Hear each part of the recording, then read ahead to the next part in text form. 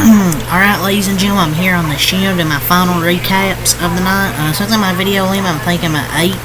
So, it's been my last video. Now I'm going to do a double recap. I'm going to recap 2 baseball games here in the same video.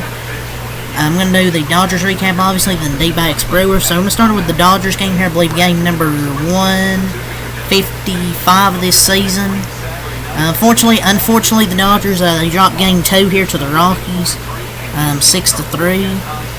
And Padres won tonight, so we're only 3 games up now in the division. So we really need to win tomorrow, because Padres are going to sweep the White Sox. So we really need to win tomorrow and take 2 out of 3 here against the Rockies. Just so many missed chances by the Dodgers tonight. All these missed chances. Left the bases loaded there in the 9th inning. I mean, I guess the highlight Ohtani saw his 53rd base. And there were so many inning-ending double plays the Dodgers hit into tonight. And I just hope they don't do this in the postseason.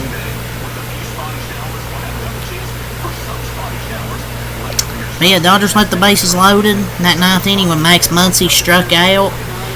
Then just so many missed chances. 12 men left on base, 1 of 8 with runners in scoring position tonight. And at least Shohei stole his 53rd base of the season, but LA's 92 and 63. The magic number will stay at 5 games, and they won't reach 100 wins for the first time since 2018. Walker Buehler ended up taking the loss tonight. He gave up those 4 runs, but I think he had like 9 strikeouts, so he pitched well. It's just they left 9 on base and were 1 of 6, and San Diego trails by 3 with 7 games left, including 3 with the Padres starting Tuesday. I mean, it's no acceptable excuse to drop any games against the Rockies with the division this close, especially with the Rockies being, 59-95 heading to this game. Dodgers should have won it. They had 9 men stranded entering the 9th, and they stranded the bases loaded for 12 men left on, right? And then Gavin Lux also struck out with the bases loaded. They struck out twice with the bases loaded in this game. Lux has definitely come down to earth since a scorching start to the second half of the season, July and August. He just... I mean, you can't hit when you don't take the bat off your shoulder. But there were some bad calls at that bat. The pitcher was all over the place first 2 pitches and didn't deserve to get those calls, but got them. But Lux still struck out. And then there was a bad call in that 9th inning. Max Muncy that got it to an 0-2 count. But you can't blame the umps. We should still win this game regardless. The Dodgers did battle back a few times. It was 2-0. Then Mookie hit a 2-run home run. Then Fiducia hit a RBI single, his first career RBI, to tie it up. Then Ryan McMahon hit a solo home run off Walker Buehler. Then the Rockies got 2 more. I think big insurance runs from Colorado. But just unfortunately, the Dodgers, they had all those chances, but they couldn't come through. For the Rockies, Cal Quantrill went 4.2 innings pitched, 6 hits, 3 earned runs, 4 walks, 5 strikeouts. So, up and down outing for Cal Quantrill. They used 4 rookies, I think, out of their bullpen. First, Luis Peralta goes 0.2 innings pitched, no hits, no earned runs, no walks, and 1 strikeout. Victor Vodnik, 1.2 innings pitched, no hits, no earned runs, no walks, 1 strikeout. Angel Chavilli, 1.0 innings pitched, no hits, no runs, 1 walk, 1 strikeout. And then Seth Halvorsen out for the save, loads the bases, 1 inning, 1 hit, no runs, 2 walks, but a key 1 strikeout to end it. So they used 4 rookies out of their bullpen. They combined for, I believe, 4.2 innings pitched, no 1 hit, and 4 strikeouts, and no earned runs. Charlie Blackmon hit a key 2-run homer in the top of the 9th inning there off Daniel Hudson. Daniel Hudson's been giving up way too many runs lately, man. Should have had somebody else pitch there in the 9th inning. But for the Rockies offense, Blackmon 2 for 4, 1 walk, 2 RBIs. Tovar 1 for 4, walk, 2 RBIs. McMahon 1 for 4, an RBI. Togley 0 for 4, an RBI. Rogers 0 for 4. Hilliard 1 for 4. Jones 1 for 4. Cave 1 for 4. And Stallings 1 for 3. As for the Dodgers, Buehler goes 5.1 innings pitched, 5 hits, 4 earned runs, 1 walk, and 9 strikeouts. So, I mean, I thought Buehler was okay.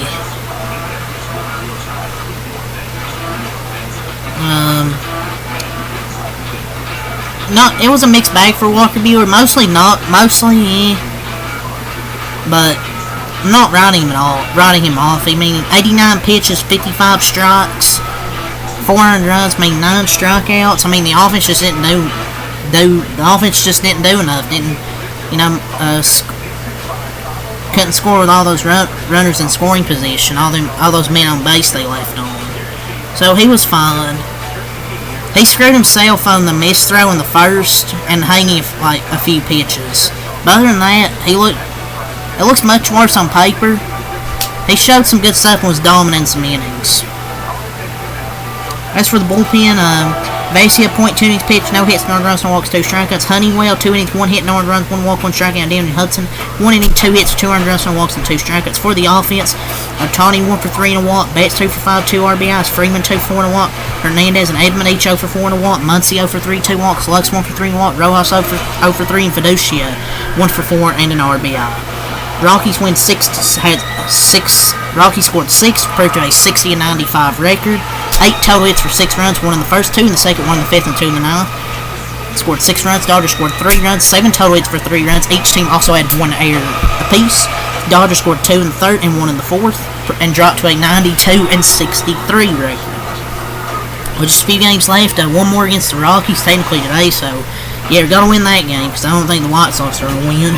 So yeah, Dodgers need at least take 2 out of 3. Would have preferred a sweep before they play San Diego. But yeah, that's all for the Dodgers recap. So if you just come to watch the Dodgers recap, I don't know what else to say really. So we'll move on to the D-backs and Brewers portion. So for the Dodgers fans watching that recap, have a good night. But yeah, we'll get to the Brewers D-backs here. The D-backs, man, they took the first 3 games in Milwaukee. They win 5-0 here, improved to an 87-68 record. The Brewers dropped to an 88-67 record. They just haven't looked good, since clinching that division. Playing at home here, they just haven't played with much energy. It feels like their offense has been very flat. Only 2 hits tonight. 2 hits for no runs, and also had an error defensively. Arizona 6 total hits for 5 runs. Had scored 2 in the first, 1 in the fifth, and then 2 in the ninth for a little insurance. Ketel Marte and Jock Peterson had a pair of 2-run homers tonight, and Jose Herrera each had a homer. The pitching was perfect. Merrill Kelly went 5 innings, 2 hits, no runs, no walks, 6 strikeouts. Joe Manchin then goes 2 innings, no hits, no runs, no walks, 4 strikeouts out of the bullpen. So through the first 7 innings, the Brewers had 2 hits and 10 strikeouts. They ended up striking out 13 total times tonight, only 2 base hits. Like, they really struggled tonight at the plate. Merrill Kelly, I think, had his best start since coming back to the D-backs. Joe Manchin was good, 2 innings out of the bullpen, struck out 4 batters. Kevin Ginkel, 1 inning, no hits, no runs, no walks, 1 strikeout. And then A.J. Puck, 1 inning, no hits, no runs, no walks, and 2 strikeouts. So perfect pitching night from the D-backs. For their offense, Corbin Carroll 0 for 2, 3 walks. Ketel Marte 2 for 2, 3 walks, 2 RBIs, and 2 runs scored.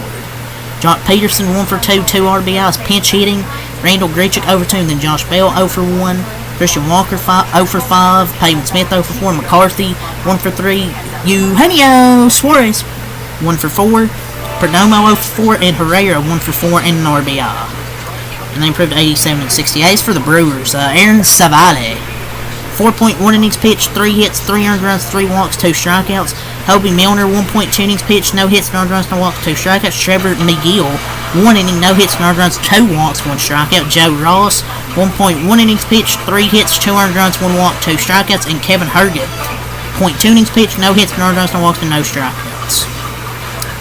For their offense, Terrain was 0 for 3, pinch hitting. Gary Sanchez 0 for 1, Hoskins 0 for 3, Mitchell 0 for 2, Churio pinch hitting 0 for 1, Adamas, Bowers, Perkins were each 0 for 3, Ortiz 1 for 3, Fralick 1 for 2, Monasterio pinch hitting 0 for 1, and Eric Haas 0 for 3.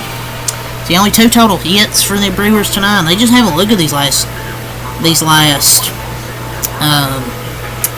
games. Their offense, they just haven't played with that same energy they've had through most of this run.